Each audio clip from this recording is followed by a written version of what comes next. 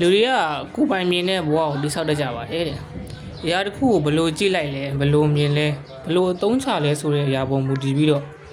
ဘဝတွေကနေမြင့်ခွဲသွားတတ်ကြဖြစ်ပါတယ်။ဒီကနေ့မှာတော့ဆင်းရဲတဲ့သူတွေငွေကြေးကိုမြင်တဲ့ပုံစံနဲ့ချမ်းသာတဲ့သူတွေငွေကြေးကိုဘယ်လိုမြင်လဲဆိုတာကို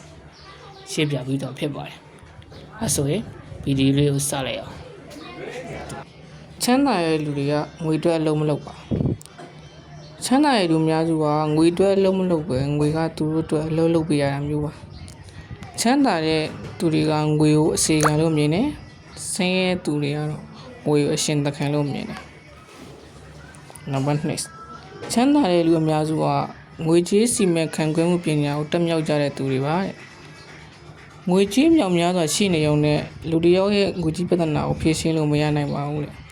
ဒီမှာပါနေမှုကသာဖြေရှင်းနိုင်မှာပါတဲ့မိကိုမိမိတွင်းတဲ့ခုရဲ့ရောက်နေတာတွေးလိုက်ပြီးဆိုရင်တူးဆွာခြင်းကိုရပ်တန့်လိုက်ပါတယ်။နံပါတ်3ဆင်းရဲတဲ့လူအများစုကငွေကြေးကိုအားကိုးရအဖြစ်မြင်ပါတယ်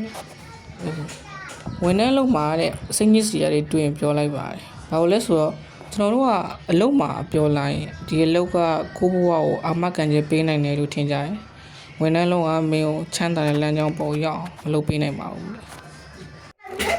နံပါတ်4အနေနဲ့ကငွေကြေးဆိုင်ရာအသိပညာမရှိခြင်းဖြစ်ပါတယ်။ဆင်းရဲတဲ့လူအများစုမှာငွေကြေးနဲ့ပတ်သက်တဲ့အသိပညာမျိုးတွေ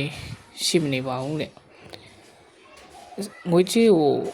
အားကိုးရဖြစ်မြင်တဲ့လို့စေခိုင်းရဖြစ်နေမြင်တဲ့ပါတယ်